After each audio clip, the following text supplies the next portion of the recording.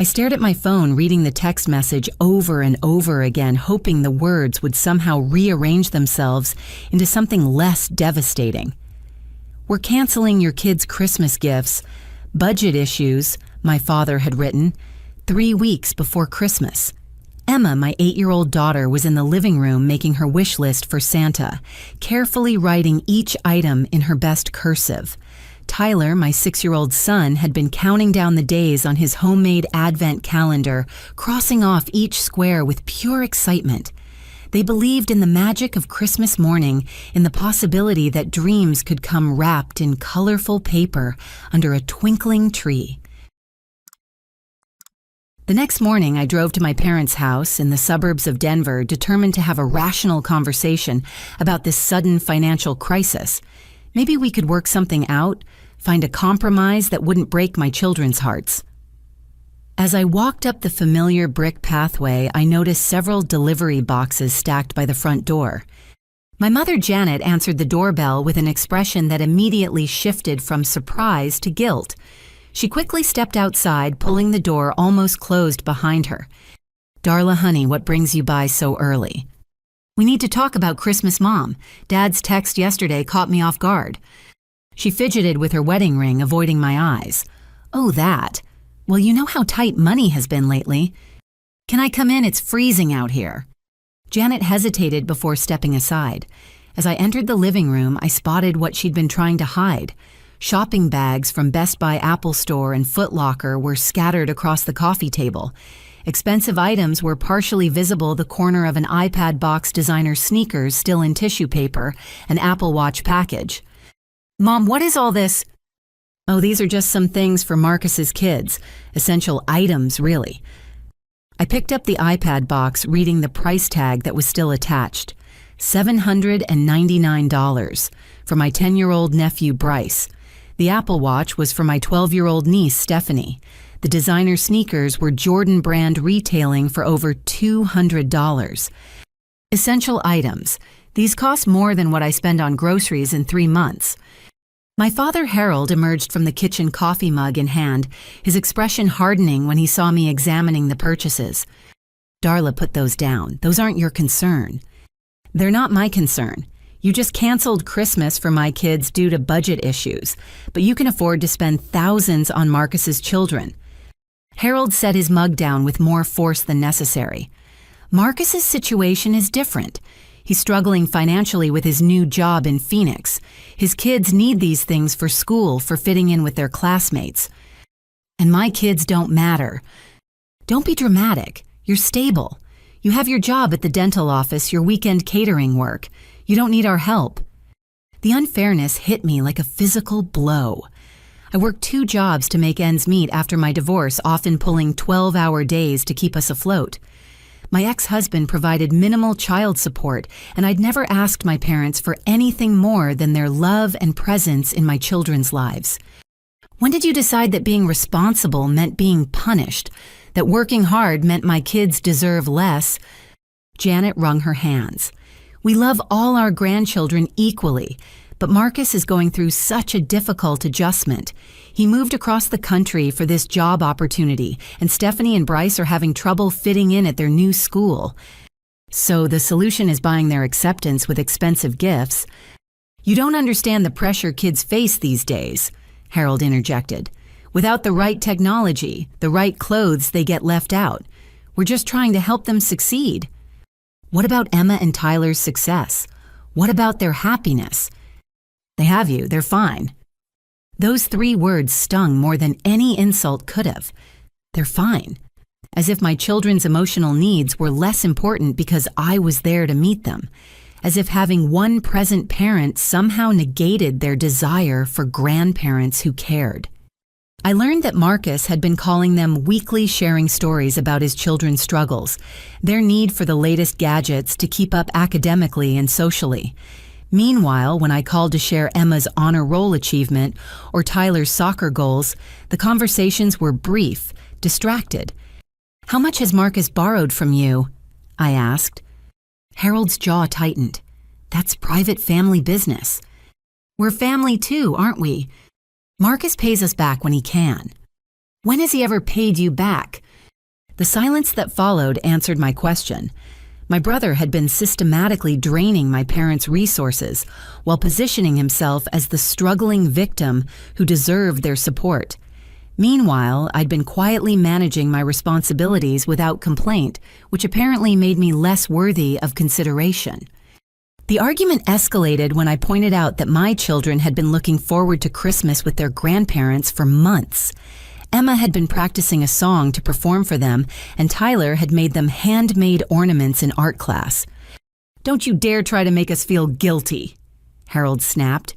"We've made our decision based on our financial situation." "Your financial situation that somehow allows for thousands in luxury purchases. We're not discussing this further." As I gathered my purse to leave, Janet called after me. "Darla, please understand. We're not trying to hurt anyone." I turned back, seeing her genuine distress, but also her unwillingness to challenge the system that had emerged in our family. "The problem is, Mom, you're not trying to avoid hurting anyone either." I left feeling a complex mix of betrayal, hurt, and a growing determination. My children would not grow up believing their worth was measured by their grandparents' selective generosity. Back home, I couldn't shake the feeling that something deeper was happening. My parents weren't wealthy, but they weren't struggling either. My father had worked as an insurance adjuster for 35 years before retiring, and my mother had been a school administrator. They owned their home, outright had decent retirement savings, and lived modestly. This sudden claim of financial hardship didn't add up. I decided to do some investigating. My cousin Patricia worked as a loan officer at First National, the bank, where my parents had maintained accounts for decades.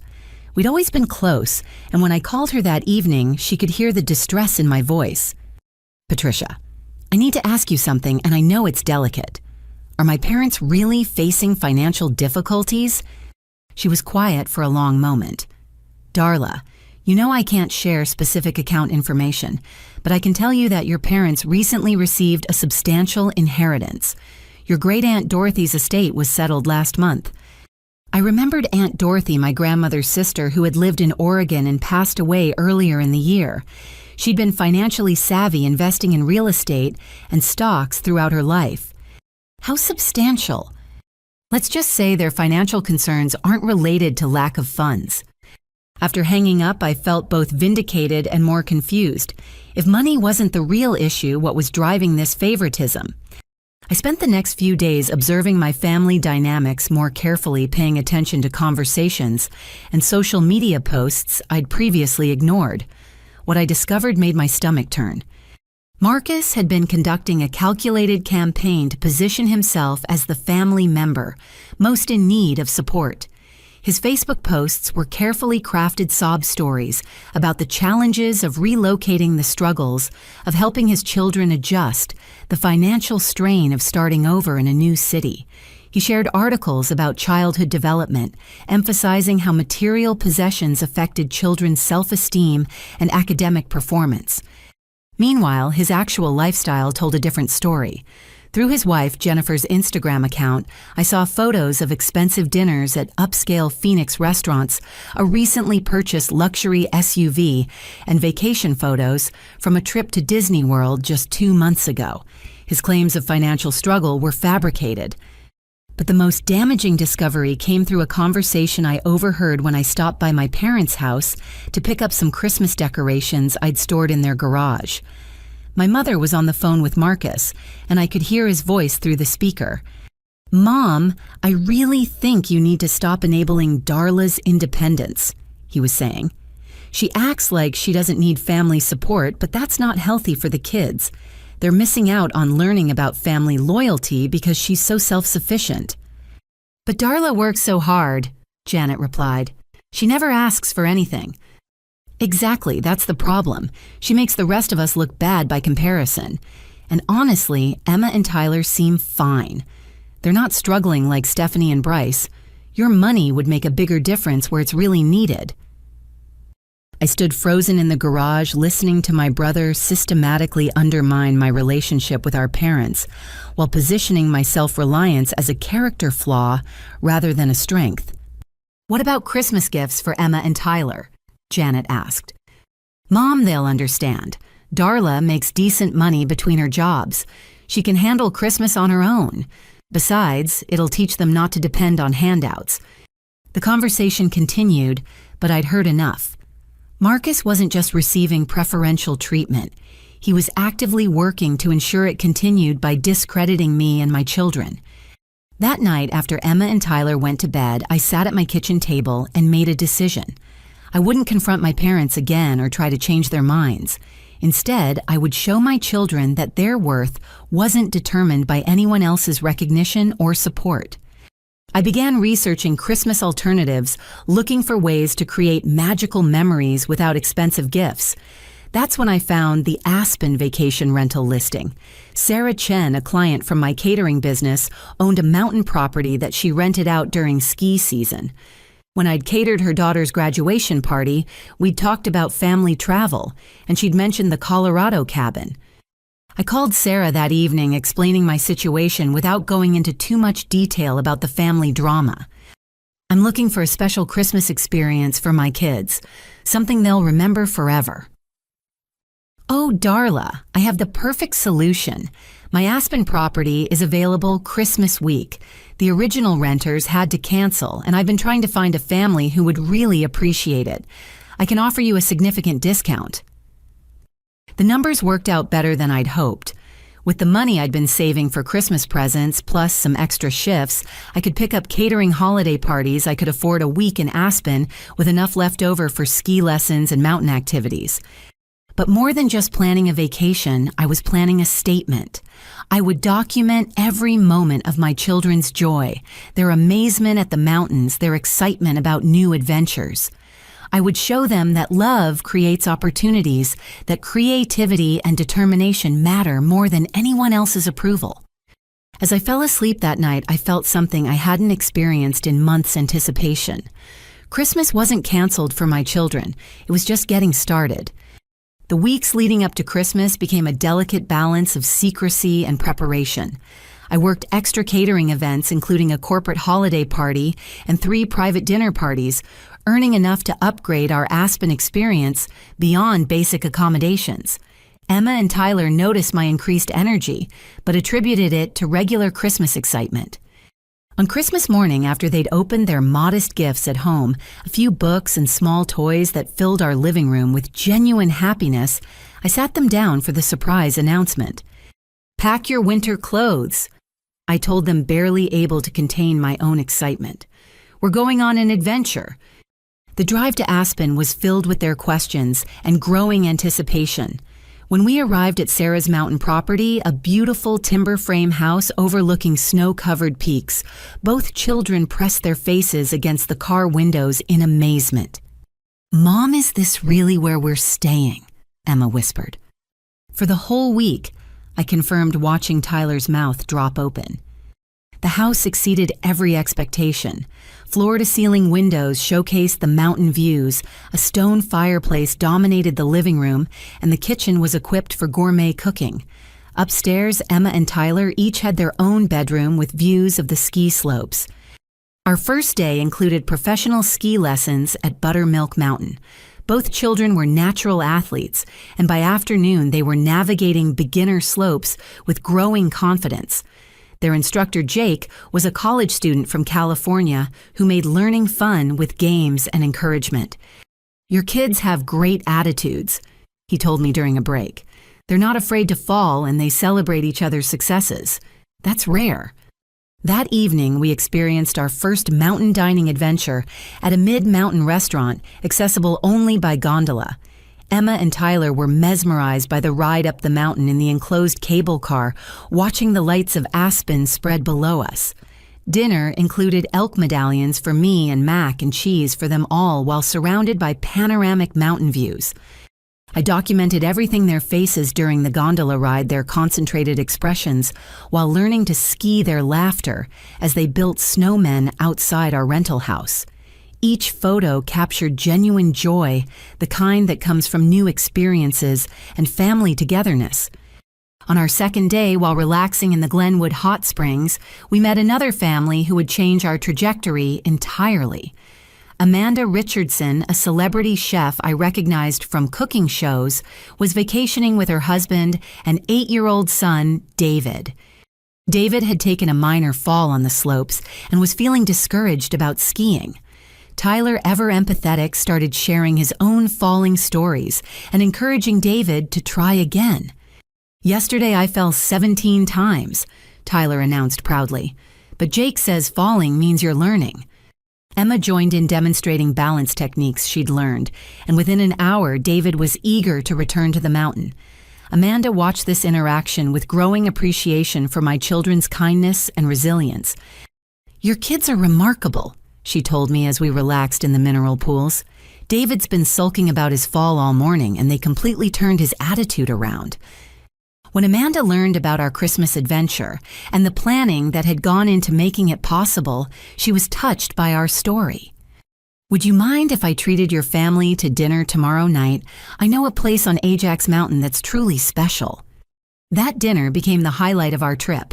Amanda arranged for us to dine at the Cloud9 Alpine Bistro, accessible only by Snowcat grooming machine. The ride up the mountain in the massive vehicle thrilled the children, and the restaurant itself felt like a fairy tale setting, perched among snow-covered peaks. During dinner, Amanda shared stories from her culinary travels, and the children hung on every word. When she offered to let them help with a cooking demonstration, she was filming the next day. They could barely contain their excitement. "You're creating incredible memories for them," Amanda told me quietly while the children played in the restaurant's observation area. "They'll remember this trip forever, but more importantly, they'll remember how special you made them feel." Her words brought tears to my eyes. This trip wasn't just about escaping family drama. It was about showing Emma and Tyler that they were worthy of extraordinary experiences. The cooking demonstration became another magical experience. Amanda was filming content for her travel show, and she featured Emma and Tyler as guest junior chefs, teaching them to make Colorado-inspired dishes while the cameras rolled. They wore professional chef's hats and aprons, concentrating seriously on their knife skills and seasoning techniques. "These are my new sous chefs," Amanda announced to her production team. "They're naturals in the kitchen." As the week progressed, Amanda's social media posts featuring our family began gaining significant attention. Her followers were charmed by Emma and Tyler's enthusiasm and impressed by the adventure we'd created. Comments poured in, praising single mothers who prioritized experiences over material possessions. On our last day in Aspen, Amanda insisted on arranging a professional photography session with a photographer who specialized in mountain family portraits. The session took place at Maroon Bells, one of the most photographed locations in Colorado, with the iconic Twin Peaks reflected in the Alpine Lake. The resulting photos were breathtaking. Emma and Tyler laughing in the snow. All three of us posed against the mountain backdrop, candid shots of them exploring the winter landscape. These weren't just vacation photos, they were artistic documentation of a perfect family adventure. As we packed to leave Aspen, I felt a profound sense of accomplishment. My children had experienced wonder, adventure, and luxury that most adults never encounter.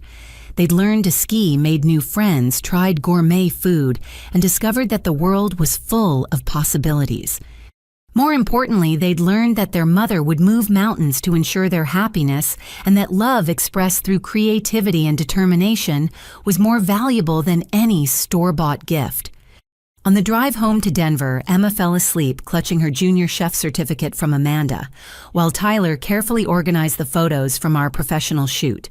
They'd already started planning what they'd tell their friends at school about their Christmas adventure. I couldn't wait to share our experiences with the world, to show everyone that budget issues didn't have to limit dreams, only creativity. Back home in Denver, I spent New Year's Day carefully selecting and editing photos from our Aspen adventure.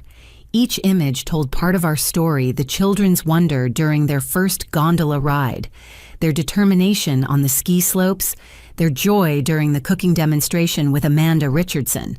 I crafted captions that celebrated family adventure and expressed gratitude for the amazing experience we'd shared. The response was immediate and overwhelming.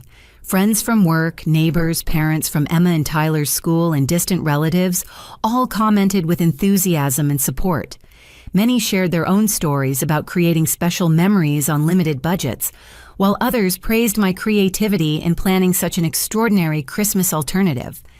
Amanda Richardson's reposts amplified our reach exponentially.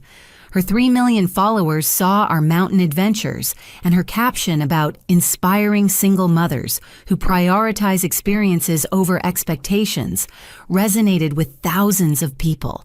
Comments flooded in from strangers around the world sharing their own stories of overcoming family challenges and creating magic for their children. But then came the comment that changed everything. My 12-year-old niece, Stephanie, scrolling through social media on her new iPad, discovered the viral posts featuring our Aspen trip. Her innocent comment appeared under Amanda's most popular post, "This looks amazing, Aunt Darla. Why didn't you invite us? We would have loved to come skiing." Her public question, visible to Amanda's millions of followers, hung there like a spotlight on our family dynamics. I stared at my phone screen, considering my response carefully. I could deflect, make excuses, or try to protect family privacy. Instead, I chose honesty wrapped in the same language my father had used with me. "Budget issues, sweetie. Maybe next time." The response was swift and decisive. Within hours, my comment received hundreds of likes and dozens of supportive replies. Strangers praised my grace under pressure, with many commenting that they understood the deeper meaning behind my words. Some shared their own experiences with family favoritism, while others applauded my decision to create independent happiness rather than waiting for others' approval. Marcus discovered the exchange that evening and immediately called our parents in a fury. I learned about his reaction when my mother called me at 8 o'clock, her voice shaky with emotion. "Darla, how could you do this to us? Everyone's talking about our family business. You've made us look terrible in front of thousands of people." "Mom, I posted vacation photos and responded to a question from my niece. I never mentioned you or Dad specifically." "But people are figuring it out. They're connecting the dots with her comment and your response. Marcus is furious. He says you've embarrassed our entire family." "And how exactly did I embarrass you?" There was a long pause. "Well, it looks like we play favorites with our grandchildren." "Don't you—" Another pause, longer this time. "It's complicated, Darla. You wouldn't understand." My father took the phone, his voice tight with anger. "Remove those posts immediately and apologize publicly for any misunderstanding." "I'm not removing anything, Dad. Those posts document my children's happiness. They show Emma and Tyler having the time of their lives. Why would I take that down?" "Because you're making our family look dysfunctional." "I didn't make anything look any particular way. I shared photos of a family vacation. If that creates an unflattering impression of your choices, maybe you should examine your choices, not blame my documentation of them." The conversation escalated quickly. Harold accused me of seeking attention and exploiting my children for social media fame. He claimed I was being vindictive and selfish, using my kids' Christmas to hurt the rest of the family. "The only thing I'm guilty of," I told him, "is refusing to let your decisions ruin my children's holiday. They deserved a magical Christmas, and I made sure they got one." "You're being dramatic. We would have figured something out for Emma and Tyler." When after Marcus's kids finished opening their iPads and designer shoes, Janet took the phone back, crying now. "Please, Darla, Marcus is threatening to move back to Texas if this doesn't get resolved. He says we've lost control of our family, that he can't trust us to handle situations appropriately. So he's using your grandchildren as leverage, and you're okay with that. You don't understand the pressure he's under. What I understand is that he's manipulating you and you're letting him, but I'm not part of that dynamic anymore." I hung up, feeling shaken but resolute. Within an hour, my phone buzzed with text messages from extended family members I hadn't heard from in months. My Aunt Susan, my father's sister, wrote, "Finally, someone called out the favoritism. Marcus has been borrowing money from everyone in the family and never paying it back. Good for you for standing up for yourself." My cousin Robert shared his own experience.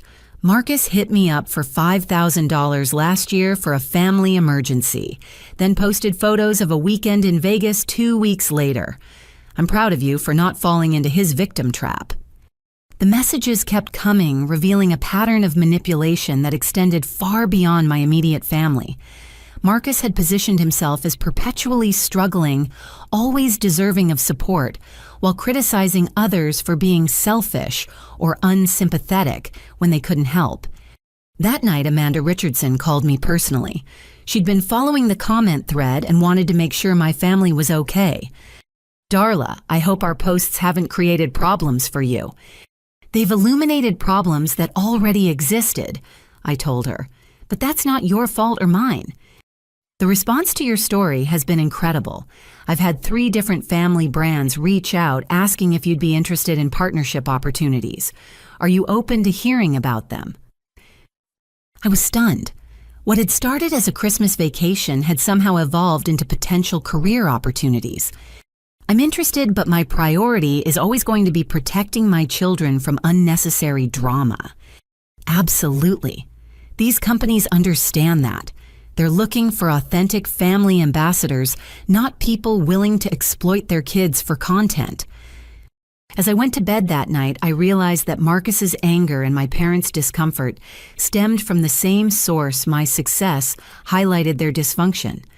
My children's joy in Aspen contrasted sharply with the expensive but hollow Christmas his kids had experienced at home with their new gadgets. I'd inadvertently demonstrated that love, creativity, and planning could create more meaningful experiences than money and favoritism ever could.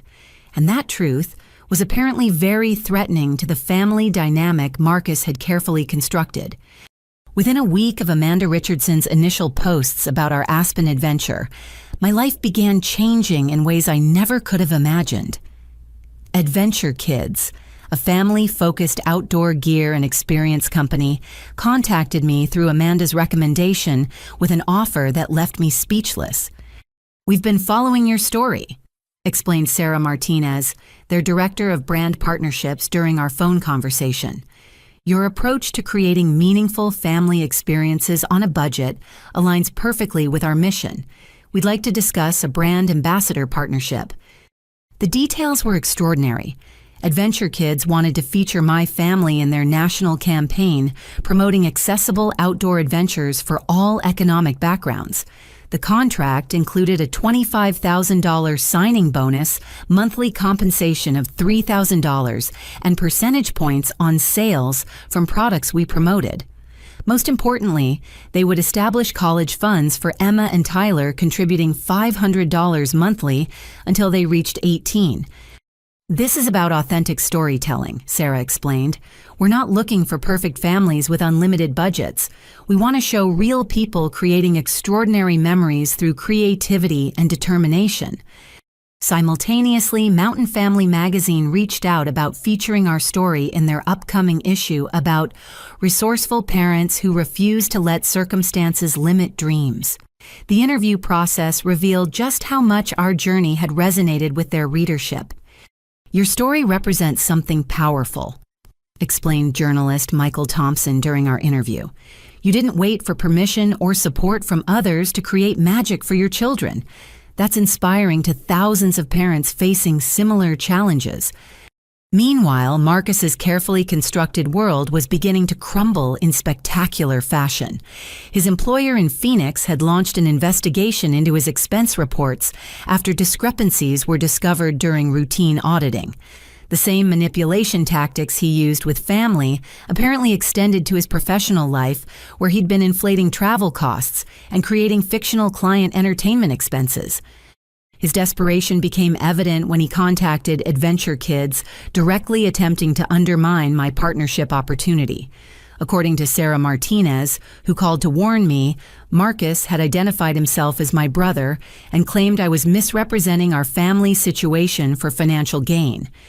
He alleged that you were exploiting your children and fabricating stories about family conflict, Sarah told me.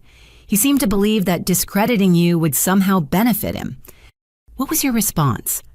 We conducted thorough background checks on all our brand ambassadors.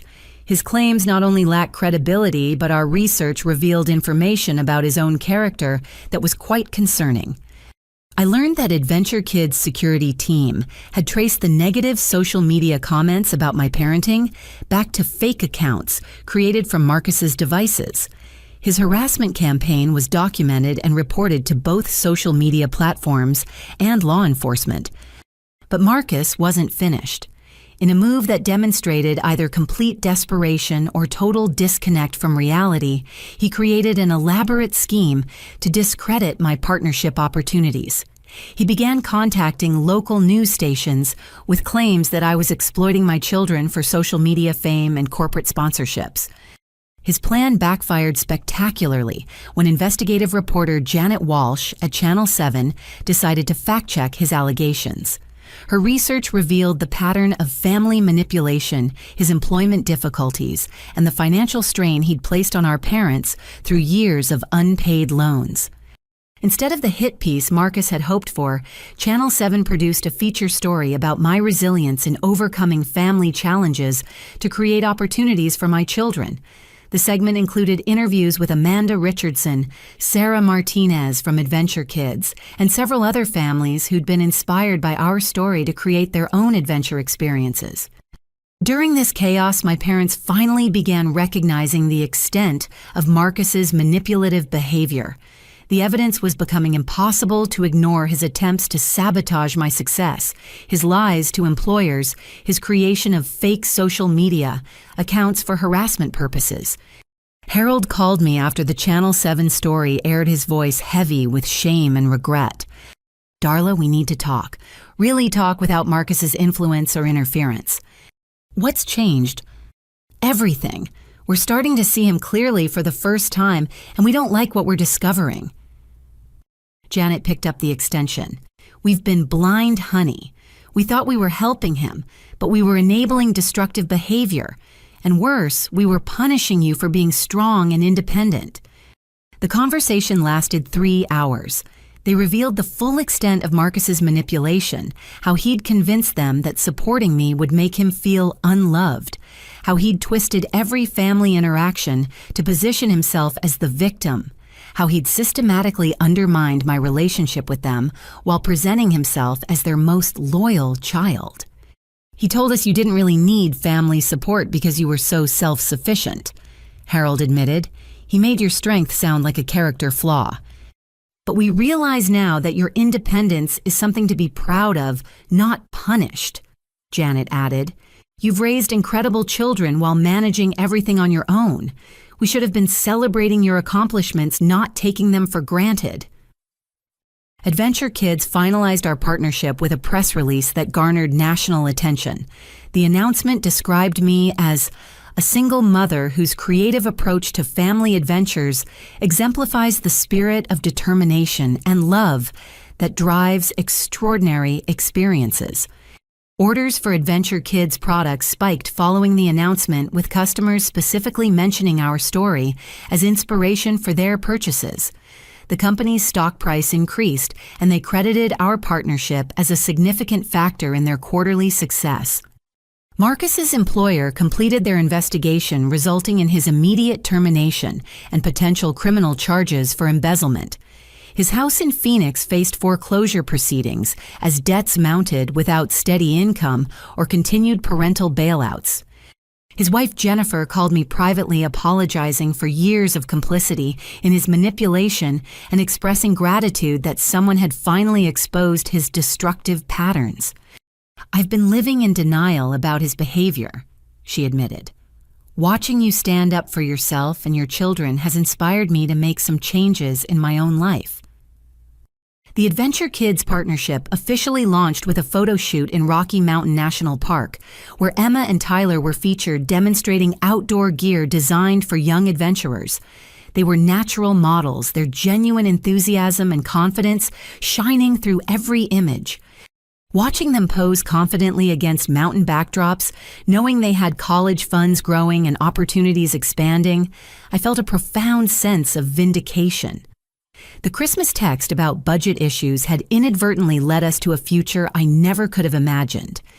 Spring arrived with Adventure Kids launching their national advertising campaign, and Emma and Tyler's faces appeared on billboards, magazine spreads, and television commercials across the country.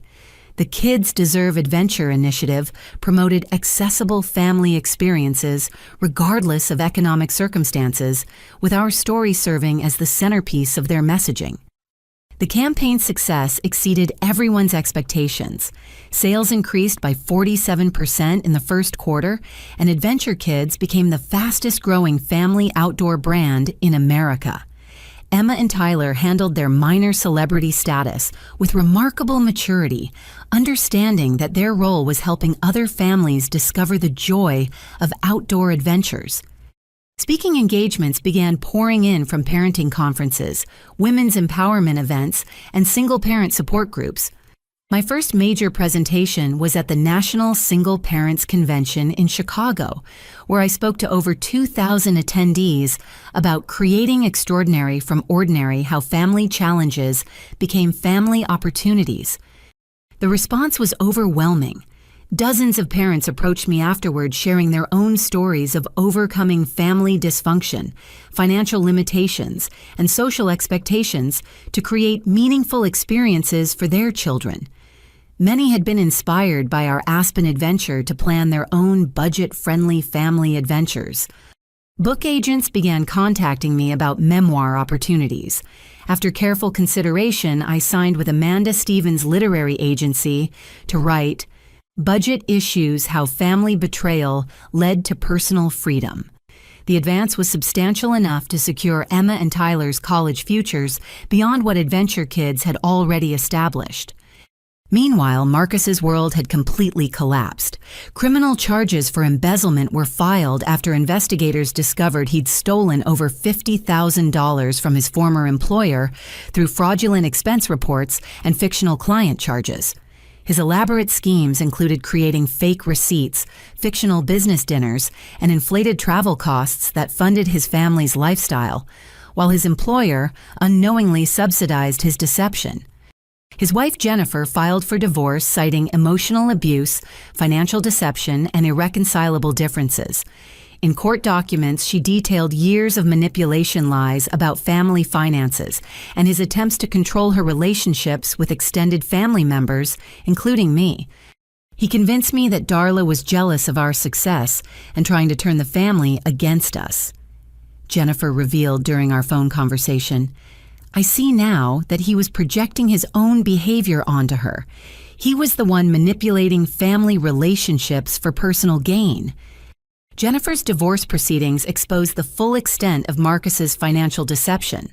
Court-ordered financial discovery revealed hidden credit card debts, unpaid loans from multiple family members, and a pattern of living beyond his means while claiming poverty to justify seeking support from others.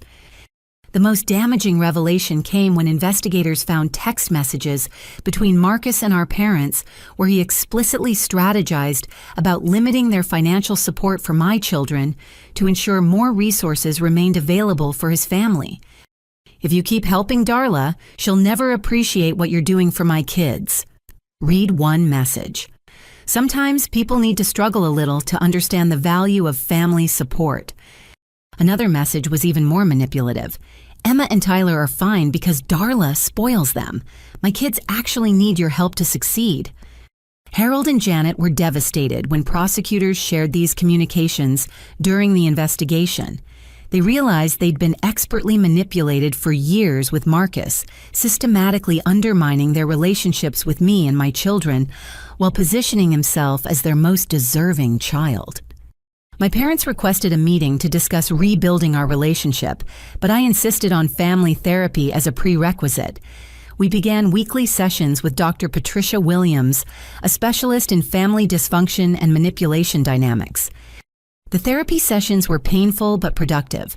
Harold and Janet had to confront years of enabling behavior favoritism and their willingness to sacrifice my children's emotional well-being to appease Marcus's demands. They worked hard to understand how their actions had affected Emma, Tyler, and me. We thought we were helping a struggling child. Harold explained during one session. We didn't realize we were enabling an adult manipulator while punishing our responsible daughter. Janet added, "We took your strength for granted. We assumed you didn't need our support because you were handling everything so well. We didn't consider that maybe you were handling everything well, despite not having our support, not because you didn't need it." Dr. Williams helped establish clear boundaries for rebuilding our relationship. My parents would demonstrate their commitment through consistent actions over time, not grand gestures or expensive gifts. They would respect my decisions about my children's activities and schedules without guilt or manipulation. Most importantly, they would never again use their support as leverage in family conflicts. As part of their commitment to change, Harold and Janet established substantial college funds for Emma and Tyler, contributing monthly amounts that matched what they'd previously given to Marcus. However, these contributions came with no strings attached and no expectation that their support would influence my parenting decisions. Marcus received an 18-month prison sentence for embezzlement and fraud. During his sentencing hearing, several victims testified about his manipulation tactics and the financial damage he'd caused. Our parents attended the hearing, finally seeing him clearly without the filters of denial and enabling love. Jennifer successfully rebuilt her life pursuing a nursing degree while maintaining primary custody of Stephanie and Bryce. She developed a genuine friendship with me based on mutual respect and shared experience of recognizing and escaping Marcus's manipulation. The children adjusted well to their parents' divorce, actually seeming relieved that household stress and financial uncertainty had ended. Stephanie and Bryce spent holidays with Jennifer and occasionally joined our family adventures, building healthy relationships free from their father's toxic influence. Adventure Kids expanded my role to Director of Family Engagement, with responsibility for developing programs that helped families create meaningful experiences regardless of their economic circumstances. My salary surpassed anything I'd previously imagined possible, providing financial security that allowed me to focus on creative parenting rather than survival. Emma and Tyler thrived in their new circumstances, but more importantly, they developed unshakable confidence in their own worth. They understood that love wasn't measured by expense accounts or material possessions, but by commitment, creativity, and genuine care for each other's happiness and growth. The most satisfying moment came during Christmas the following year when we hosted dinner for our reconstructed family. Harold and Janet had earned their place at our table through a year of consistent, respectful behavior and genuine effort to repair relationships damaged by years of dysfunction. As we sat around the table, Emma raised her glass of sparkling cider for a toast. "I'm grateful that last Christmas taught us who we really are as a family," she said with wisdom beyond her years. "We learned that the people who really love us will find ways to show it, and the people who don't will find excuses not to." Tyler added, "And we learned that Mom can do anything, even make Christmas amazing when other people try to ruin it." Harold's eyes filled with tears as he looked at his grandchildren, finally understanding what his choices had nearly cost him. "I'm grateful," he said quietly, "that your mother is strong enough to forgive us and wise enough to make us earn it." 18 months after that devastating Christmas text, I stood on a stage at the Denver Convention Center addressing 5,000 attendees at the Family Resilience Summit. Behind me, a massive screen displayed photos from our Aspen adventure, Emma and Tyler's joyful faces on the ski slopes, our family portraits against mountain backdrops, and candid shots of them learning to cook with Amanda Richardson. Budget issues. I told the audience became the catalyst for discovering our family's true wealth, our ability to create joy together, regardless of external circumstances. The audience's response was thunderous. In the 18 months since our story had gone viral, I'd received tens of thousands of messages from families who'd found courage to break toxic patterns, prioritize their children's emotional well-being over others' expectations, and create their own definitions of success and happiness. My memoir had debuted at number 3 on the New York Times bestseller list, with readers praising its honest exploration of family manipulation and the courage required to choose independent happiness over dependent misery. Foreign publishers had purchased translation rights for 12 countries, spreading our message of resilience and creative parenting globally. Adventure Kids had become the leading family outdoor brand in North America, with their Kids Deserve Adventure campaign credited as one of the most successful marketing initiatives in industry history. Emma and Tyler's college funds had grown beyond anything I'd dreamed possible, ensuring they'd have opportunities to pursue their passions without financial constraints. But the most meaningful transformation involved our family relationships. Harold and Janet had completed 2 years of therapy and demonstrated genuine change through consistent, respectful behavior. They'd learned to celebrate my independence rather than take it for granted, to support my decisions without attempting to control them, and to show love through encouragement rather than material manipulation. Marcus had served his prison sentence and was participating in court-mandated therapy for narcissistic personality disorder and manipulation behaviors. His relationship with our parents remained limited and supervised, with clear boundaries about financial support and family involvement. He was slowly rebuilding relationships with his children, but under Jennifer's careful oversight and with professional guidance. Jennifer had graduated nursing school with honors and established herself as a respected pediatric nurse in Phoenix. She developed genuine friendships throughout our extended family, finally free from Marcus's isolating control tactics. Her children, Stephanie and Bryce, spent summers with us in Colorado, participating in Adventure Kids camps and building healthy relationships based on mutual respect rather than material competition. The speaking engagements had evolved into a nonprofit organization called Family Adventure Network, which provided resources and funding for single-parent families seeking to create meaningful experiences for their children. We'd helped over 3,000 families plan adventure trips, from local hiking expeditions to international cultural exchanges, proving that extraordinary experiences were possible, regardless of economic circumstances. Emma, now 10 years old, had discovered a passion for environmental science through our outdoor adventures and was already planning to study marine biology in college. Her confidence and empathy made her a natural leader among her peers, and she often spoke at school assemblies about the importance of family loyalty and personal resilience. Tyler, now 8, had developed remarkable emotional intelligence through witnessing our family's transformation. He understood that people's behavior reflected their character rather than his worth, and he approached relationships with healthy boundaries and realistic expectations. The Adventure Kids documentary featuring our story had won 3 Family Programming Awards and been translated into 15 languages. Proceeds from international distribution-funded scholarship programs for families facing financial hardship, creating a legacy that would impact thousands of children for generations. But beyond professional success and financial security, the most important outcome was the peace in our home. Emma and Tyler knew they were loved, unconditionally supported, consistently, and valued for who they were, rather than who others wanted them to become. They'd learned that family meant people who celebrated their successes rather than diminishing them, who offered help without conditions, and who demonstrated love through actions rather than mere words. On quiet evenings when we sat together planning our next adventure or simply enjoying each other's company, I often reflected on that Christmas text that had initially devastated me. Budget issues had become the title of our redemption story, proof that perceived limitations could become launching pads for extraordinary transformation.